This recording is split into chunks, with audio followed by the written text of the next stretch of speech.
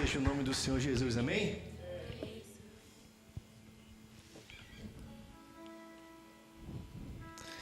Vamos declarar que o nome do Senhor Jesus é lindo, que a sua presença é maravilhosa e se faz presente entre nós aqui, amém? Aleluia, vamos declarar isso juntos.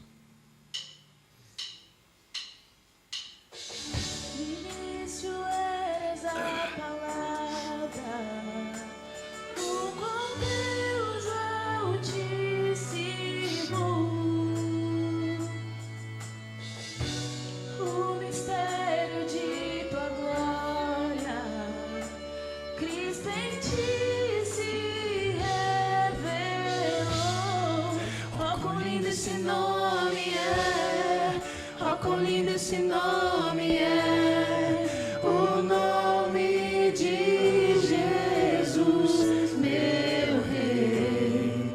Oh, quão lindo esse nome é, maior que tudo ele é.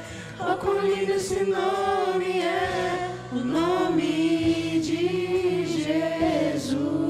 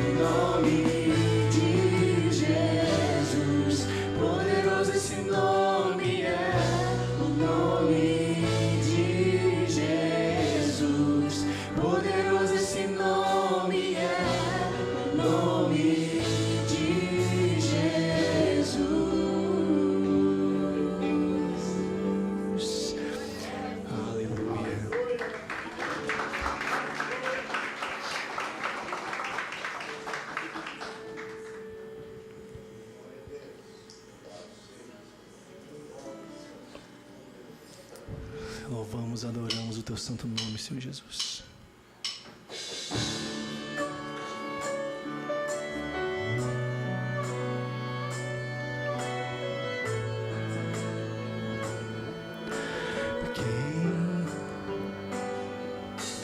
Quem é como tu,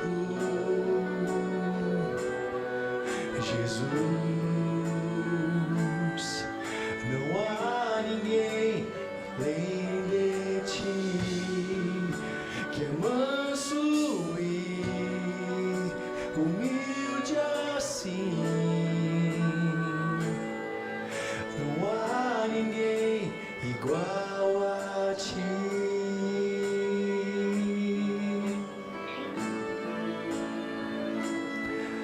Não há.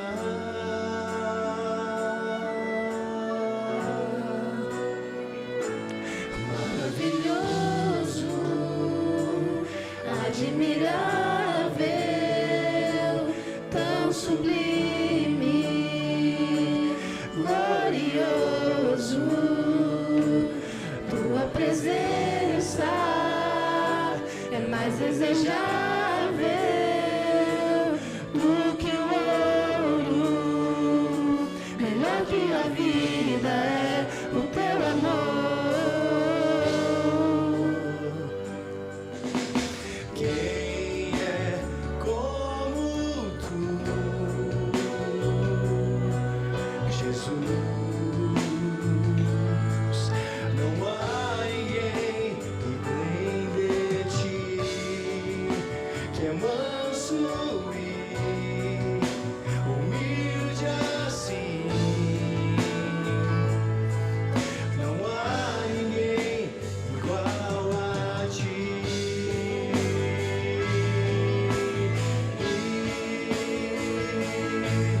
Não há.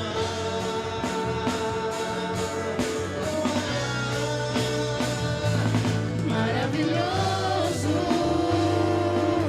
admirável, tão sublime, glorioso, tua presença é mais desejável do que o ouro, melhor que a vida é o teu amor.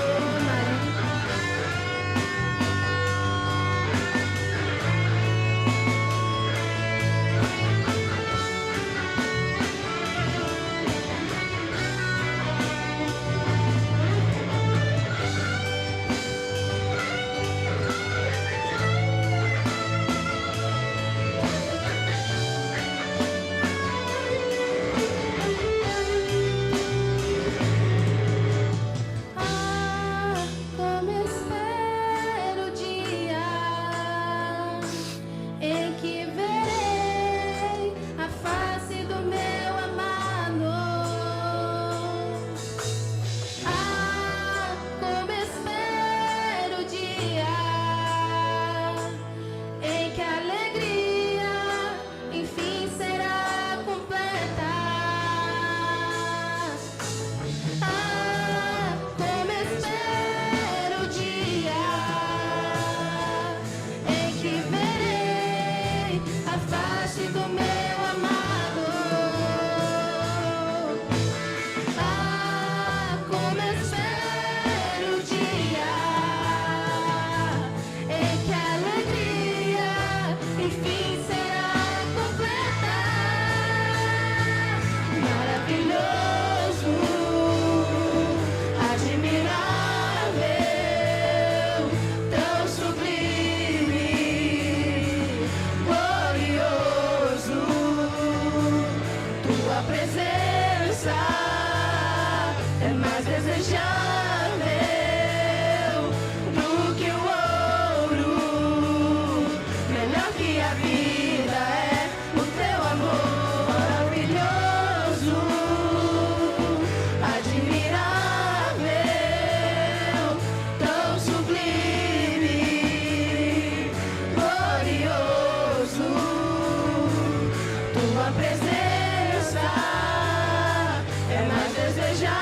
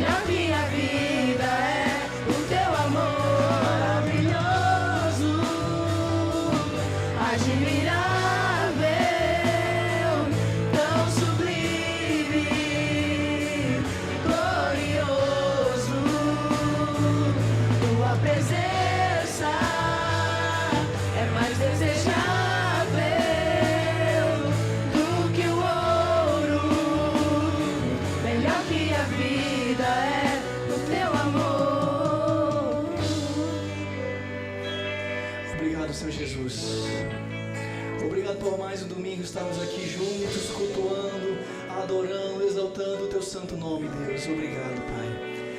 E aqui estamos juntos declarando que o Senhor é glorioso, que o Senhor é sublime, que não há nada igual à Tua presença, Senhor Jesus. Obrigado, Deus, obrigado por tantas bênçãos derramadas na minha vida, obrigado por tantas bênçãos derramadas na vida dos meus irmãos, que viemos abrir nosso coração para receber mais e mais e mais do Senhor Jesus hoje, amém, irmãos? Abre o seu coração, quebranta ainda mais o seu coração. Maravilhoso, admirável, vamos louvar junto? Tão sublime, glorioso, a tua presença é mais desejável do que o ouro, melhor que a vida é. Maravilhoso, maravilhoso, admirável, tão sublime, glorioso, tua presença é mais desejável do que o ouro, melhor que a vida é o teu amor. Vamos salve de palmas para Jesus, amém? Louvamos, adoramos o teu santo nome aqui, Senhor Jesus, amém. Poder sentar aí, igreja, glória a Deus. Graças a Deus. Louvado seja o nome do Senhor Jesus. Obrigado pelos louvores. Louvores com letras bíblicas falam no nosso coração. Meus irmãos, saudamos mais uma vez a todos vocês, em nome do Senhor Jesus, os irmãos que chegaram depois, também as pessoas, louvado seja o Senhor. Eu queria convidar o Vitor. Vitor, chega aqui à frente, aqui com a família. Ah, você está de olho lá, tá bom. Abra sua Bíblia aí no Salmo 103, meus irmãos, só alguns versículos. Uma rápida meditação da palavra. Obrigado aos professores que estão indo com a escola, as crianças. E eu pediria, por favor, depois que as crianças saírem, vamos ficar aqui no templo, vamos estar concentrados. Deus quer falar conosco e nós precisamos estar com nossos ouvidos e o coração aberto. Palavra de Deus, primeiros versículos apenas para nossa meditação. Bendize, ó minha alma, o Senhor. Tudo que há em mim, bendiga o seu santo nome. Bendize, ó minha alma, o Senhor. E não te esqueça de nenhum dos seus benefícios. Esta é uma oração. O salmista está falando com a sua alma. E ele continua. É o Senhor que perdoa todas as suas iniquidades e sara todas as suas enfermidades. Quem redime a sua vida da perdição e te coroa de amor e de compaixão, e que enche a tua boca de bens, de sorte que a tua mocidade se renova como a da águia. O Senhor faz justiça a todos os oprimidos, em nome de Jesus. Amém. Amém. Amém, meus irmãos? Amém, meus irmãos? Amém. Isso. Vocês aí tem um pouquinho de ar-condicionado, está quentinho, não está? Glória a Deus, glória a Deus. Tem 2 ou 3 maneiras de você se aquecer. Primeiro, tem que aquecer a alma, o espírito, com ânimo, com disposição. A outra, você põe alguma coisa mais quentinha. Obrigado, Gilson, pelo que eu ganhei aqui, paletó. E também estar juntinho, né, uns dos outros, isso aquece. O que nós entendemos aqui, meus irmãos? Nós falamos com pessoas, falamos tantas vezes, em tantas situações, Mas precisamos falar conosco mesmo. Aquele olhar para dentro e não para fora. Por isso que o salmista tem essa expressão: Senhor, bendize a minha alma, Senhor. Tudo que há em mim, tudo mesmo. Porque tudo vem de Deus, toda boa dádiva. Você está aqui nessa manhã porque o Senhor deu condição. Você está aqui nessa manhã porque Deus quer fazer algo na sua vida. Amém? Você não está aqui só porque é um culto ou porque preciso estar. Não, nós estamos aqui porque cremos. A nossa fé nos permite crer que apesar das circunstâncias, Deus pode mudar e transformar tudo, em nome de Jesus. Cada culto é um momento de renovação, de restauração. E por isso ele vai dizendo isso. Não esqueça nenhum dos benefícios. Nós esquecemos, irmãos. Por isso nós temos que ter uma memória. Eu sempre oro na minha oração, digo, dá-me uma memória, Deus, espiritual. Uma memória que traga lembrança de tudo que o Senhor tem feito por mim, pela minha casa, minha família, a igreja do Senhor. E Deus sempre me procura trazer essas memórias e eu agradeço também em nome de Jesus. Agradeço pela vida de todos vocês aqui nessa manhã. E é Ele que nos redime da perdição e nos coroa, olha a palavra, coroa com amor e compaixão. Louvado seja o Senhor. Então essas palavras para você pensar e levar para casa. Salmo 103. Depois você pode abrir, você vai ver que tem tantas coisas mais aqui para serem meditadas e pensadas. Em nome de Jesus. Bom, hoje nós temos a honra, meus irmãos, e a alegria de poder saudar. Eu vou pedir que o pastor Paulo Mendes, a Solange, o Paulo, filho, que a gente chama de Paulinho, de tantos anos, mas não é mais Paulinho, mas é um Paulo, e a Érica, e também o Vitor, que está lá atrás. Eu quero que a igreja faça uma saudação, sabe aquela saudação quente assim?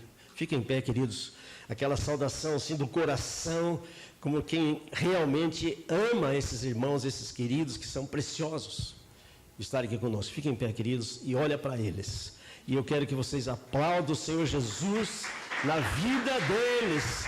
Louvado seja o nome do Senhor. Nós te louvamos e nós te adoramos pela tua presença maravilhosa na vida desses queridos. Pode sentar um pouquinho.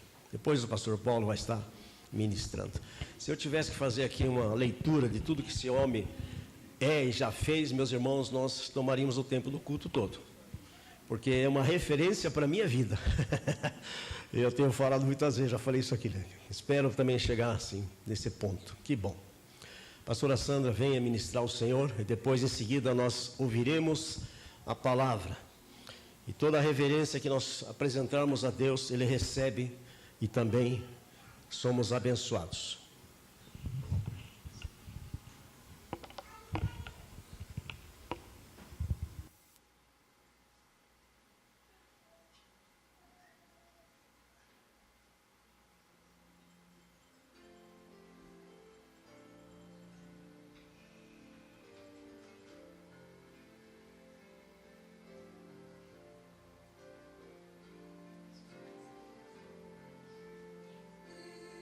Senhor.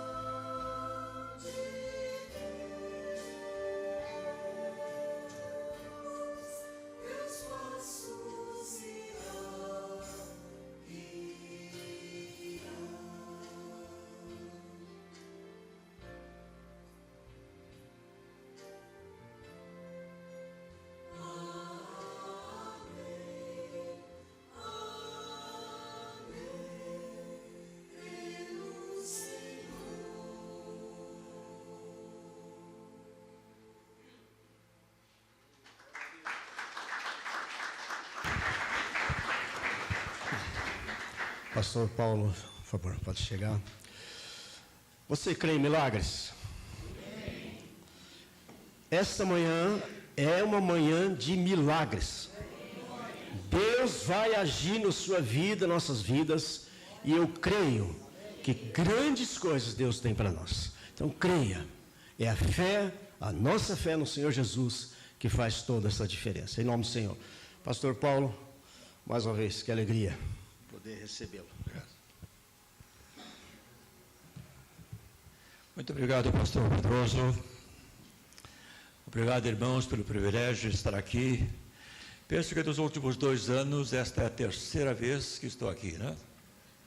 Coisa rara.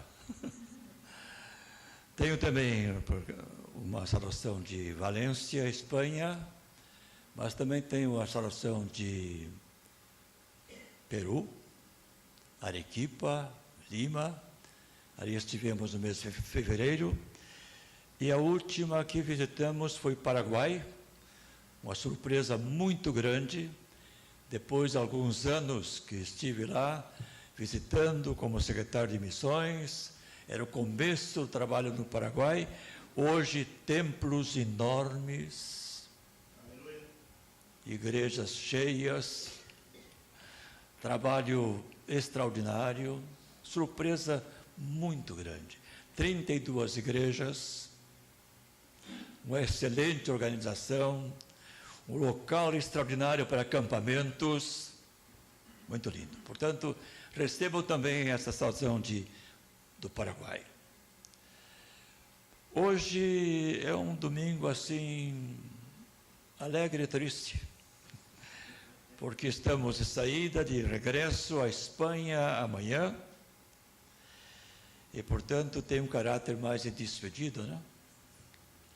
É interessante que é a primeira vez que estou numa igreja em Curitiba com esse caráter de despedida.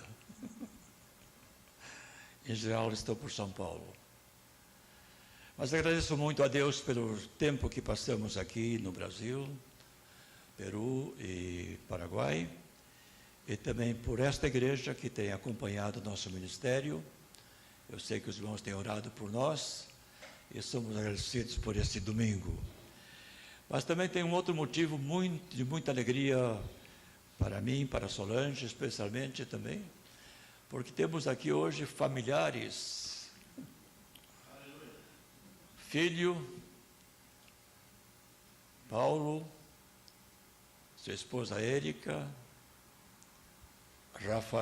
Rafael ou Rafa, como dizemos, que está membro da igreja em Londrina, com sua esposa, Ana Cláudia, e os netos, Alana e Guto.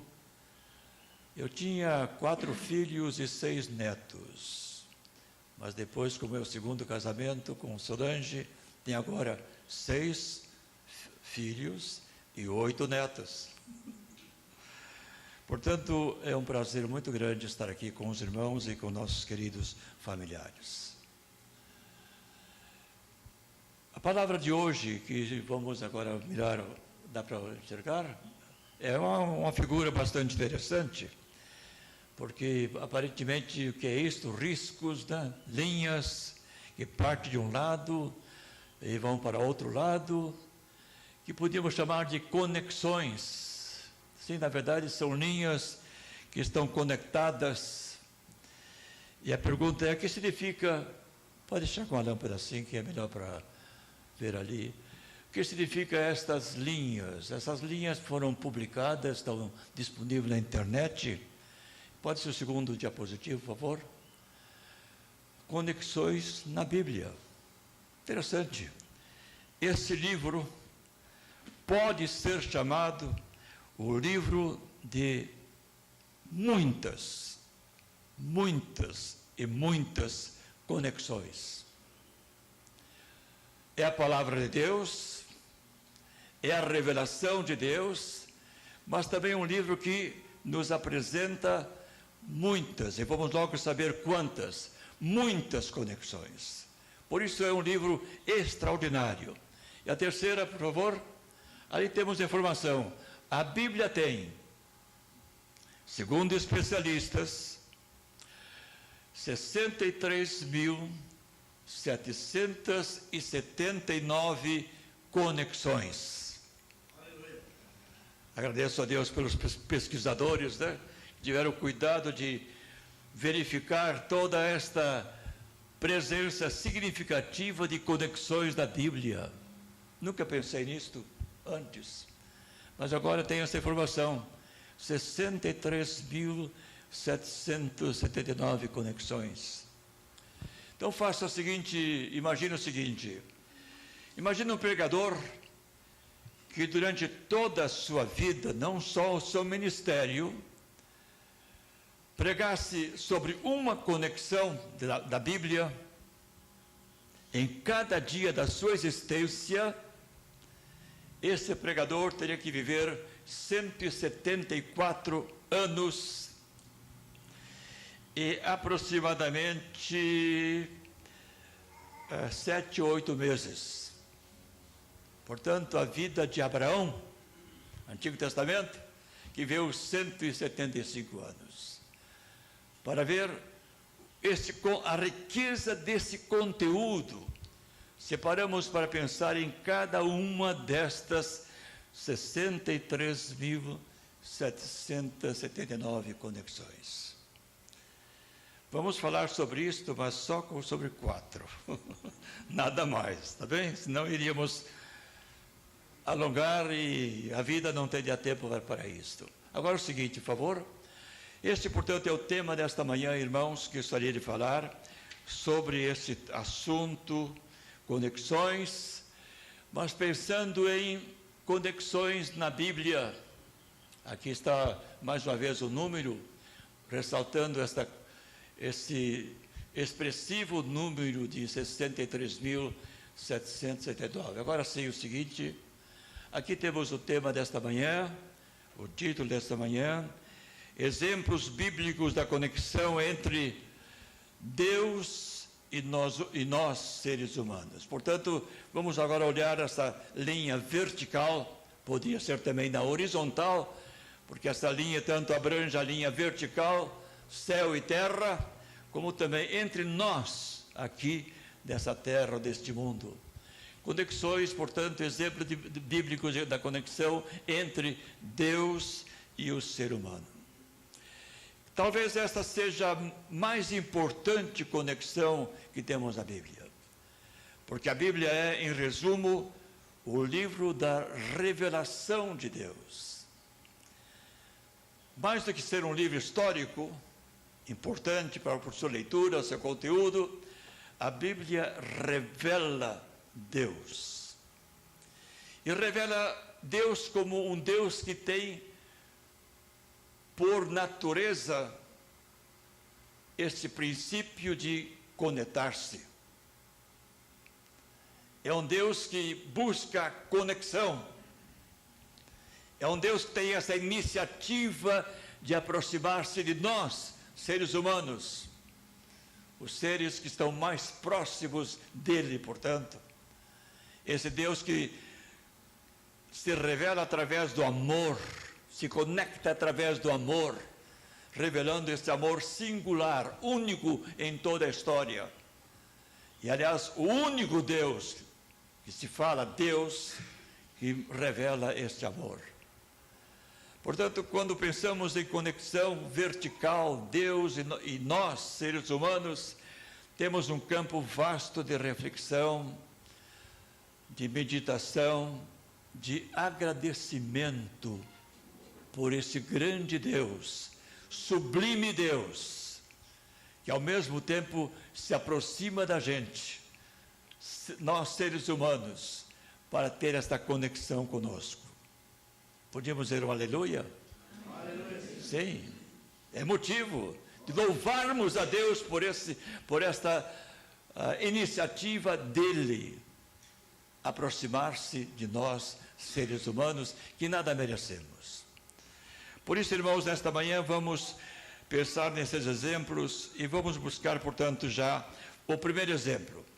E vamos buscar em livros da Bíblia, 4 livros da Bíblia, Portanto, o seguinte favor, e esta primeira conexão entre Deus e o ser humano na criação, vamos ao livro de Gênesis.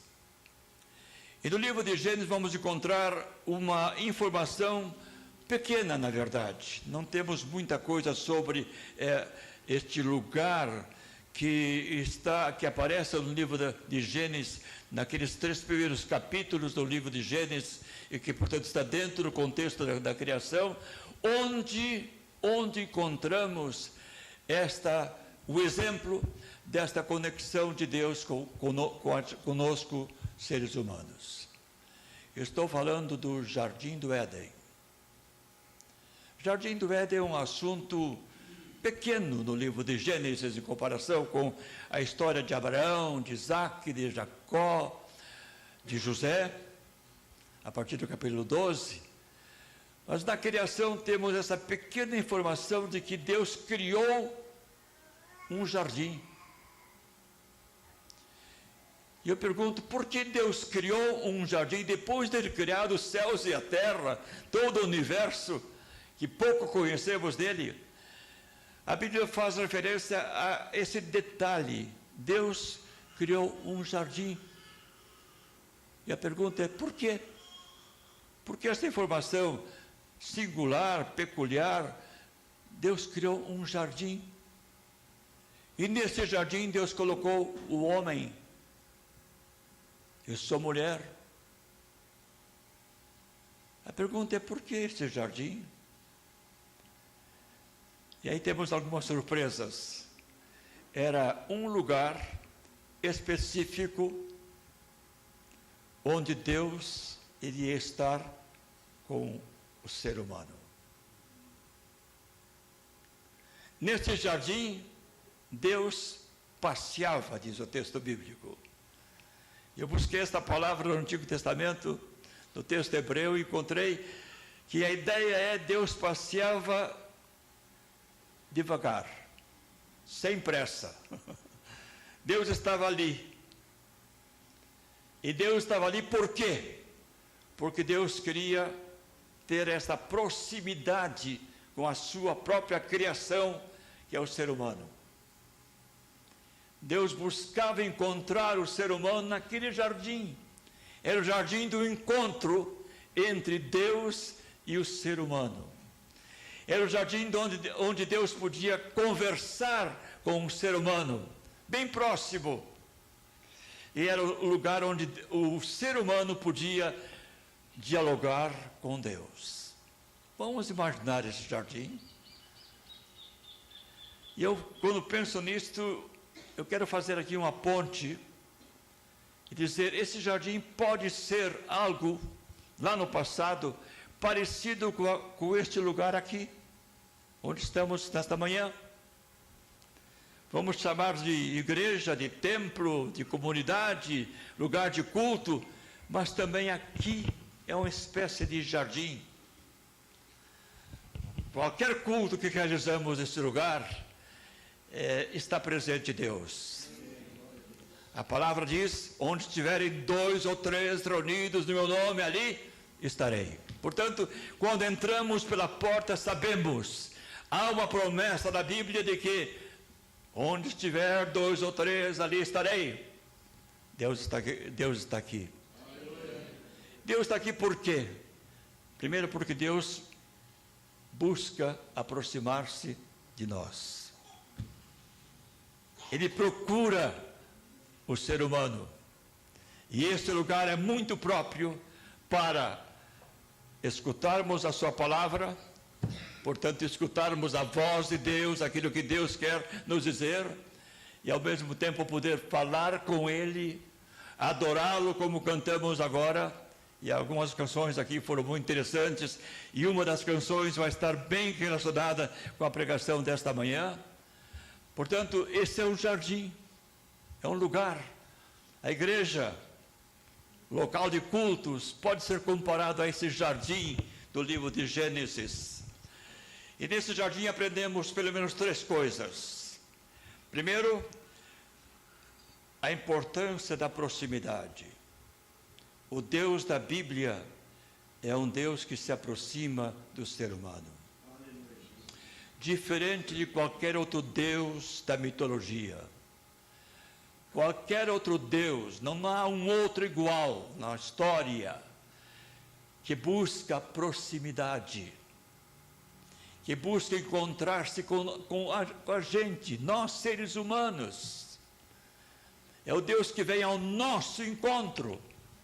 Antes de buscá-lo, Ele já está aí, já está perto.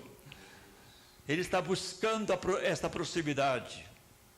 Além de estar presente, estar perto de nós, é o Deus que toma a iniciativa de conversar com a gente.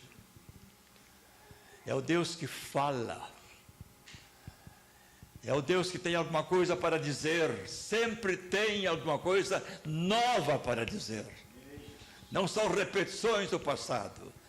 Deus, portanto, tem no seu diálogo sempre alguma coisa nova para dizer. Por isso, a vida cristã autêntica nunca é cansativa. Não, ela é criativa. Cada vez que Deus se aproxima de nós, Ele tem algo novo para dizer-nos. Por isso é importante estar presente na casa de Deus. Pode parecer mais um culto, mais um domingo, sim. No ritual cristão seria só isto. Mais um culto, mais um domingo. Mas na verdade é um domingo no qual Deus tem algo novo para conversar com a gente. E a sua palavra sempre é alguma coisa, apresenta algo novo para a gente. E além dessa proximidade, além desse diálogo, temos também em Deus, esse Deus que se aproxima, a constante revelação do seu amor. É um Deus que ama. É um Deus que vem estar conosco, mas ao mesmo tempo revela o seu amor. E o que significa esse amor? Esta paixão divina por nós, que não merecemos nada, despertar justamente em nós a capacidade de também amá-lo. E à medida que nós amamos a Deus, conseguimos amar também o nosso semelhante.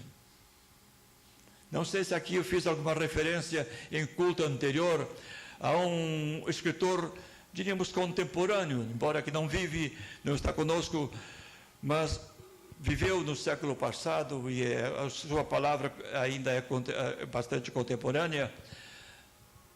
Este homem declara o seguinte, que à medida que nós olhamos para o céu, sentimos este amor de Deus por nós, portanto, essa relação entre Deus e o ser humano, à medida que esta linha se torna bastante frequente, diríamos, próxima do amor de Deus por nós, à medida que isso é intensificado em nosso interior, nós somos mais capazes de amar o outro. Agora, quando esta linha se perde, não por iniciativa divina, mas por nossa decisão, quando esta linha é afetada, linha vertical, também se afeta a linha horizontal. Martin Buber diz isto. Que esta relação com Deus é tão importante e qualifica a nossa vida, que nos faz seres mais próximos, que também são capazes de amar, dentro da nossa capacidade humana, o outro. E a Bíblia até chega ao ponto de dizer, amar o nosso inimigo. Portanto, esta conexão vertical com Deus traz-nos muitas lições preciosas sobre a nossa vida de cada dia. Vamos para a segunda conexão. A conexão entre Deus e o seu povo, determinado com uma missão. Isso aparece no livro de Êxodo. É o livro da saída, sua palavra, saído do povo de Israel do Egito, levado até o Sinai, do Sinai até a terra prometida, um longo percurso que podia durar, quem sabe, 3 anos, mas por incredulidade do povo levou 40 anos. No entanto, em todo esse processo, esta viagem longa, Deus manteve claramente esse desejo de estar com o seu povo escolhido. Viver com este povo durante todo o percurso do deserto. Sua presença estava constante sobre o tabernáculo, tanto de dia como de noite. Nuvem e luz. Tudo isso para dizer que este povo tinha alguma característica especial. Deus estava tomando este povo da escravidão do Egito para, nas suas mãos, tornar-se um povo usado por Ele. Portanto, um povo que teria determinada uma missão. É uma história longa no Antigo Testamento, mas que o apóstolo Pedro, capítulo 1 da sua primeira carta, ou melhor, capítulo 2 da sua primeira carta, versículo 9 e 10, sintetiza toda essa história em 4 expressões e transporta toda essa história do Antigo Testamento para o Novo Testamento e fala da gente, fala da igreja, fala do povo de Deus. De que maneira? Vamos recordar? Lá está escrito, na primeira carta de Pedro, capítulo 2, 9 e 10.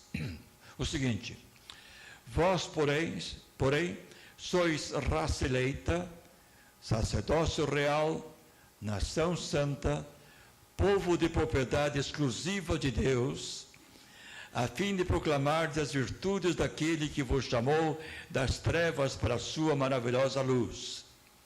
Vós, sim, que antes não eres povo, mas agora sois povo de Deus, que não tinhas alcançado misericórdia, mas agora alcançastes misericórdia.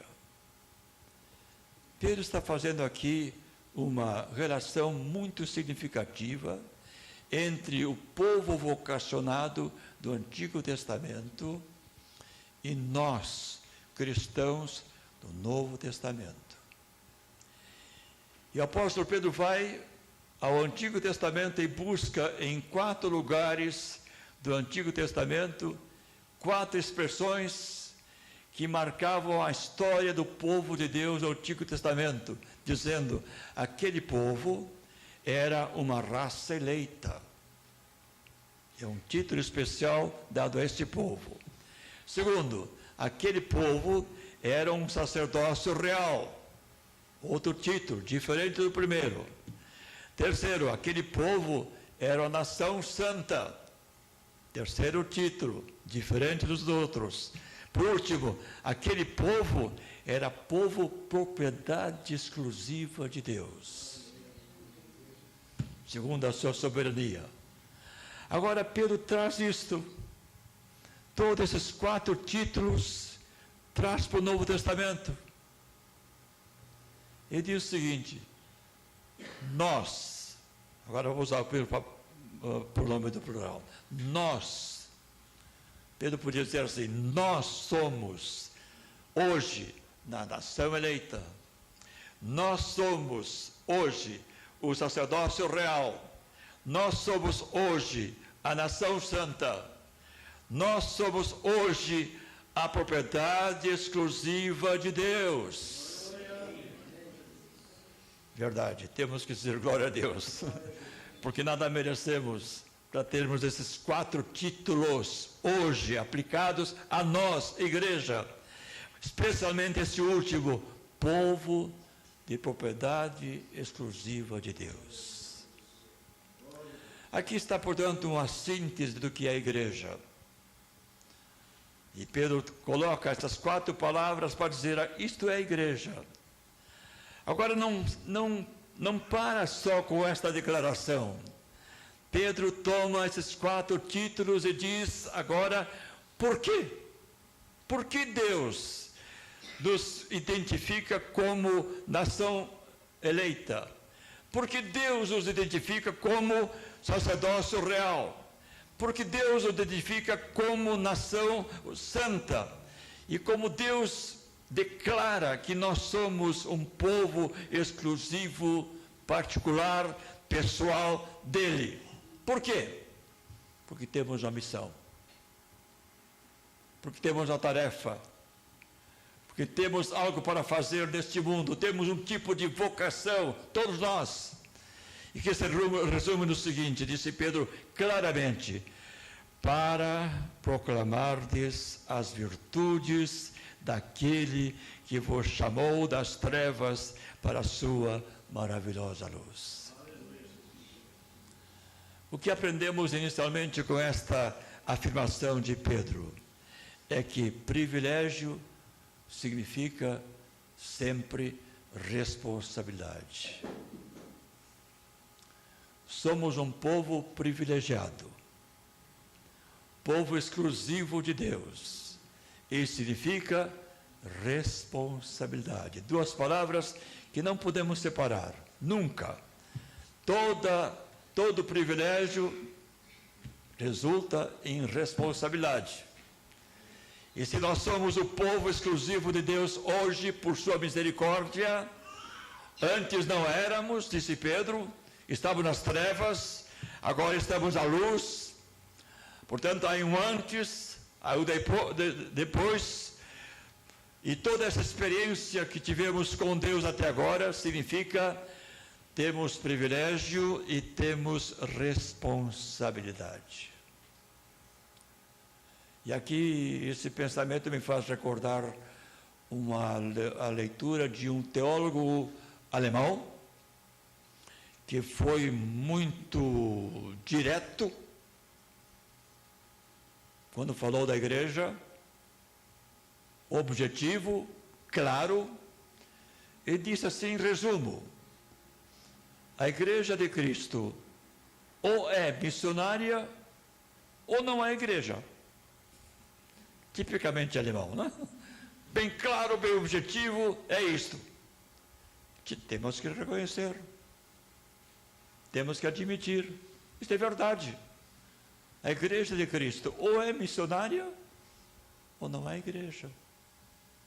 Porque ela é privilegiada, mas é responsável. Graças a Deus por esta igreja. Portanto, aqui Pedro está recordando um antes e um depois. Éramos e somos. Éramos trevas, somos luz. E agora somos um povo privilegiado para proclamar as virtudes daquele que nos chamou das trevas para a luz. O que temos nesta conexão? Temos justamente esta identificação de que esta igreja e as outras milhares e milhares de igrejas nesse país e milhares no mundo, cada uma, pequena ou grande, não importa o número de membros, cada igreja em todo o mundo, em toda a história, tem esta conexão vertical e horizontal. Receber de Deus a bênção e compartilhar esta bênção com os demais. Receber a salvação, o perdão divino e ao mesmo tempo estender a mão para o outro e levar esta palavra aos confins da terra, segundo Mateus capítulo 28, versículos 18, 19 e 20. Vamos para o terceiro exemplo. A conexão divina entre Jesus e o ser humano. Agora estamos no Novo Testamento e vamos escolher no Novo Testamento o primeiro evangelho, Evangelho de Mateus. Evangelho de Mateus é diferente de Marcos, de Lucas e de João. Há muita coisa parecida, mas o seu objetivo é diferente.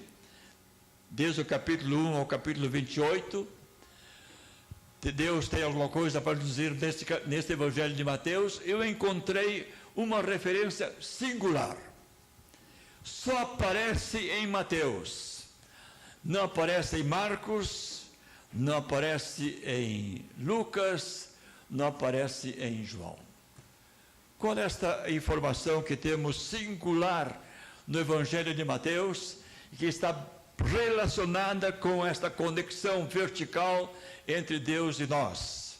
Está no capítulo 1 de Mateus, versículos 20 a 23. Vou ler esse texto. E os irmãos logo notar que aqui existe alguma coisa especial nesta coletânea de palavras.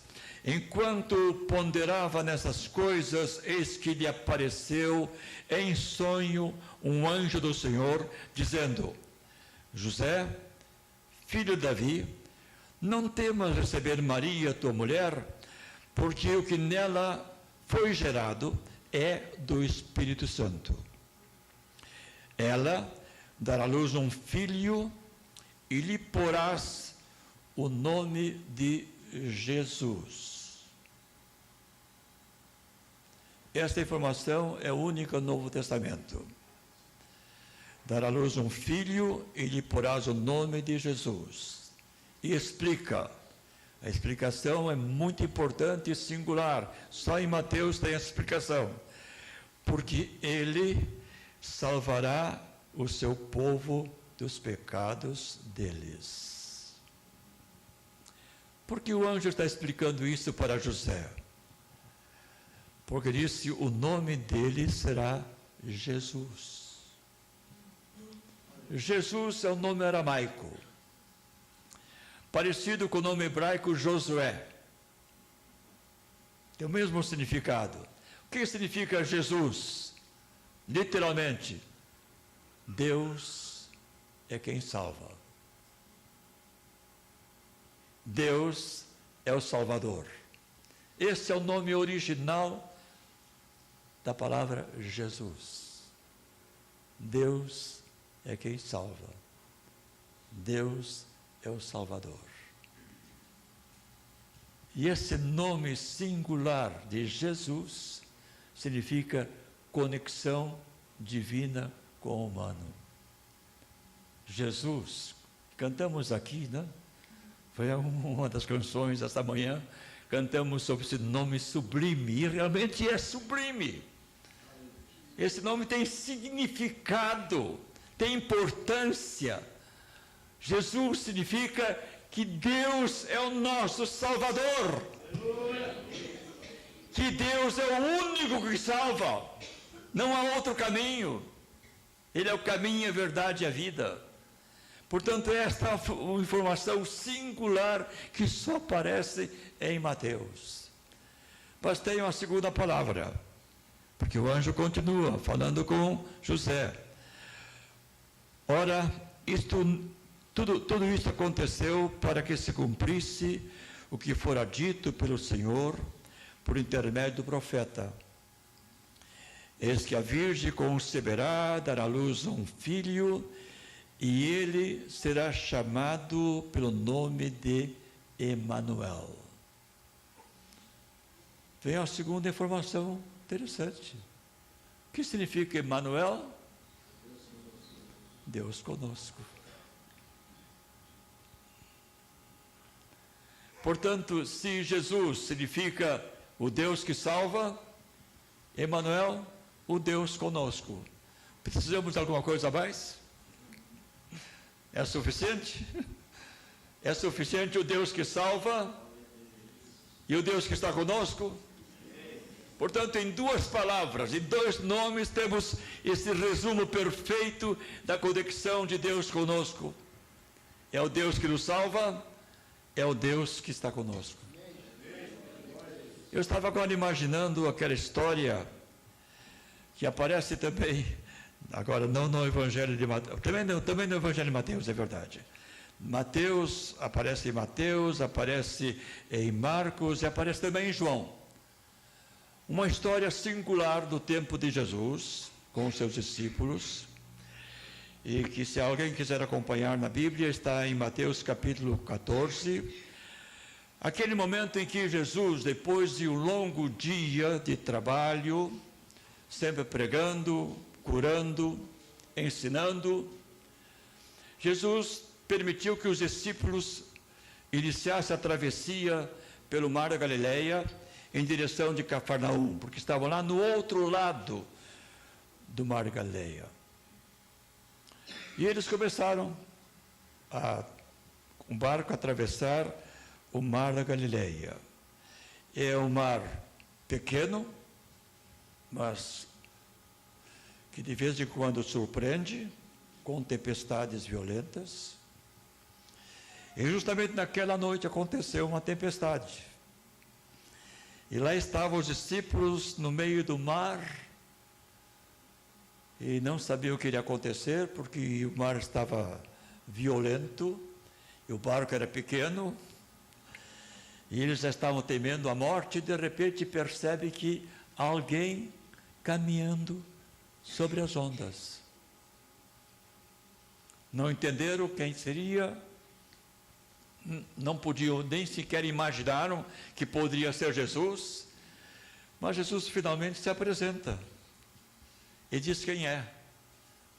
E naquele momento ele se aproxima do barco, entra no barco e automaticamente, com a sua palavra, é claro, a tempestade cessa.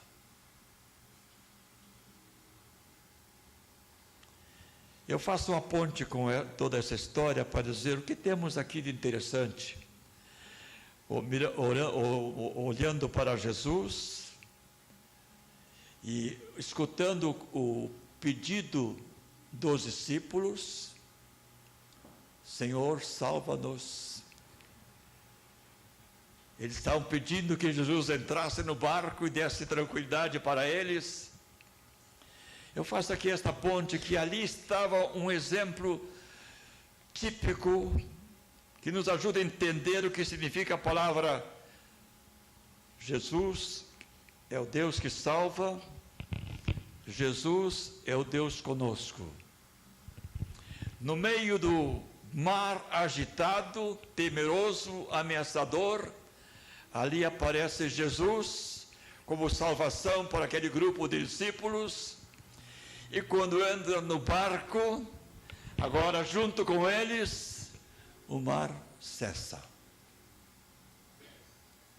Essa história me faz lembrar que a presença de Jesus em nossa vida é a presença do Deus que salva, mas também a presença do Deus que está conosco.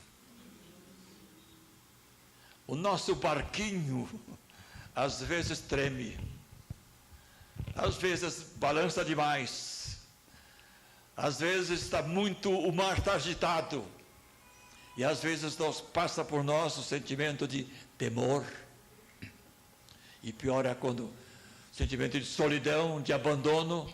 Estamos aí, nesta caminhada, nesta vida humana, nesta viagem que estamos fazendo. Temos dias em que a vida pode nos trazer temor, angústia, sofrimento, sentimentos de abandono, mas a Bíblia declara: Jesus é o nosso Salvador, e Ele pode acalmar o mar,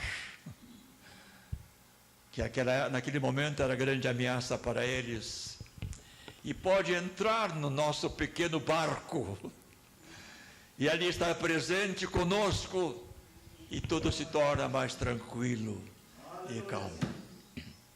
É o Jesus que salva, é o Jesus presente. Esta conexão que aprendo com Mateus, nesses textos que lemos aqui, estava querendo dizer justamente isto: a conexão divina na pessoa de Jesus conosco, seres humanos, é a presença que salva,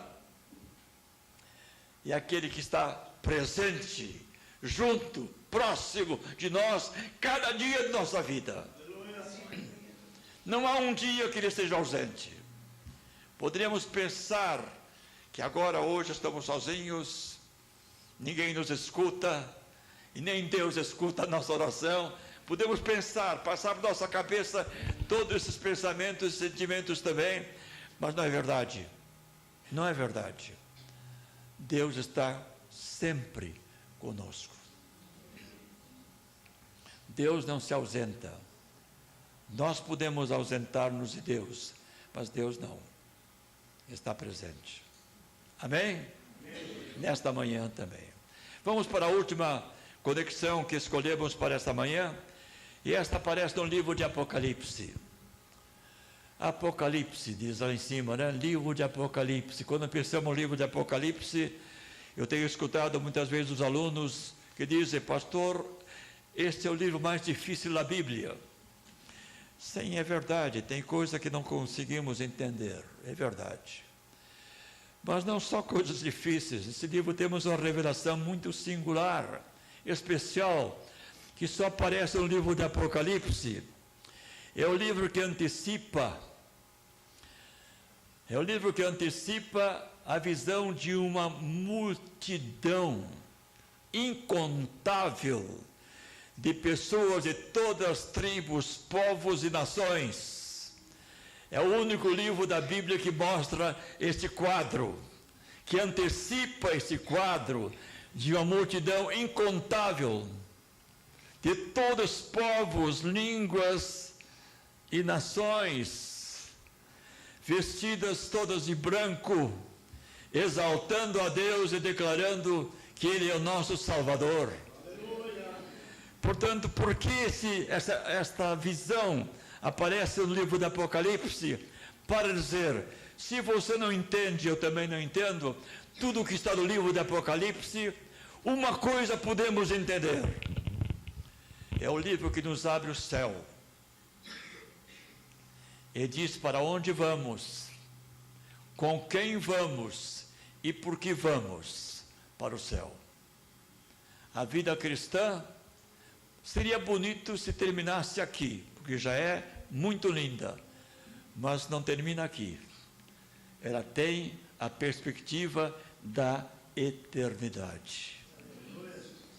E esta é a conexão que não se termina, é eterna.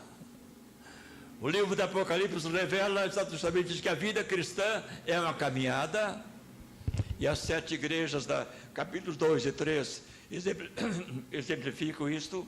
É uma caminhada que pode ter problemas, dúvidas, vacilações da fé. Tudo aparece nos dois capítulos de Apocalipse 2 e 3, a história das 7 igrejas. Mas depois revela, se não podemos entender tudo sobre o anticristo, sobre o milênio, sobre quando Jesus virá, a grande tribulação, todo esse debate acadêmico que existe por aí, se não podemos entender isto, uma coisa é segura. Livro do Apocalipse chama-se livro da revelação. Livro da revelação de Jesus, que não só está conosco aqui na terra, mas estaremos com Ele no céu. E estaremos com Ele no céu significa para sempre, eternamente. Portanto, se há uma frase que sintetiza o livro do Apocalipse, seria esta: o livro do Apocalipse revela que a conexão com Deus não se limita só a esta terra, a nossa vida aqui. A conexão com Deus que aparece no livro do Apocalipse é para sempre, toda a eternidade. Só isso já seria suficiente para entendermos que Apocalipse tem não só uma, mas esta grande mensagem aparece em suas páginas.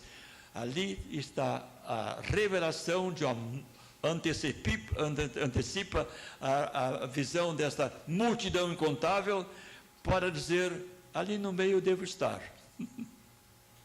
Ali no meio nós estamos também. Em toda esta visão que João teve, ali está aquela multidão incontável de povos, tribos e nações, todo mundo, para viver a vida eterna, para sempre, com Deus. Portanto, esta quarta e última conexão é a grande esperança, singular esperança que o povo de Deus tem. Não se limita à vida terrena. Não se limita às experiências que temos aqui, como cristãos. É o livro que abre as portas para toda a eternidade. Amém, irmãos? Vamos, portanto, à conclusão da mensagem de hoje. E a conclusão tem uma informação inicial. O ser humano foi criado, nós fomos criados para ter conexão com Deus aqui e na eternidade. Esta é a informação completa da Bíblia. Ter conexão com Deus aqui e na eternidade. Agora vem a segunda. E essa segunda, com certeza estamos sentindo que ela representa um desafio. A nossa conexão eterna com Deus depende da nossa conexão com Ele aqui na terra. Alguns pensam que tudo se resolve depois. E minha mãe também pensava assim. Tudo se resolve depois. Mas tudo se resolve depois, para minha mãe, era uma inquietude. Ele perguntava, mas como será depois? Como será? Se resolve depois da morte? Mas como vai se resolver depois da morte? Um dia ela aprendeu que não se resolve lá, se resolve aqui. Jesus veio aqui para resolver esse assunto. Portanto, a nossa conexão eterna, prometida na Bíblia, ela depende da nossa conexão com Deus aqui. Esta pergunta poderá inquietar-nos esta manhã? Poderá preocupar-nos? Poderá desafiar-nos? Ou poderá levar-nos a louvar a Deus por este privilégio de viver aqui e de depois viver lá com Ele para toda a eternidade?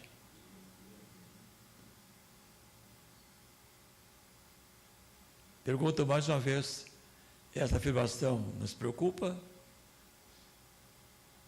Inquieta? Ou esta afirmação nos leva a dizer, obrigado, Senhor, pela conexão que posso ter aqui contigo. Às vezes, um pouco abalada, treme um pouquinho, mas ela continua. E esta conexão que temos aqui contigo, Senhor, ela vai significar a conexão eterna no céu. Estamos seguros disso?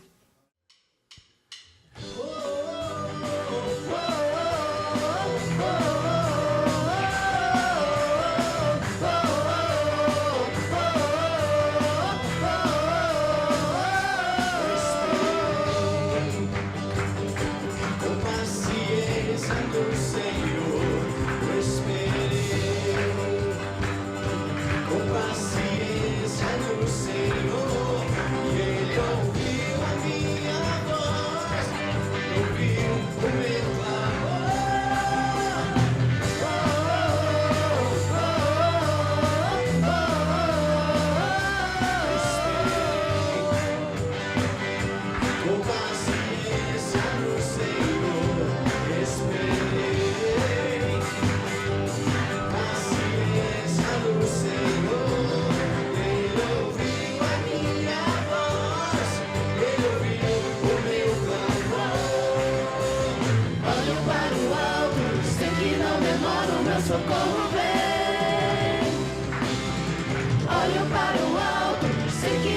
demora, o meu socorro vem. Ele é fiel pra cumprir tudo que me prometeu. Tudo que me prometeu é meu. Ele é fiel pra cumprir tudo que me prometeu. Tudo que me prometeu é meu. Oh, oh,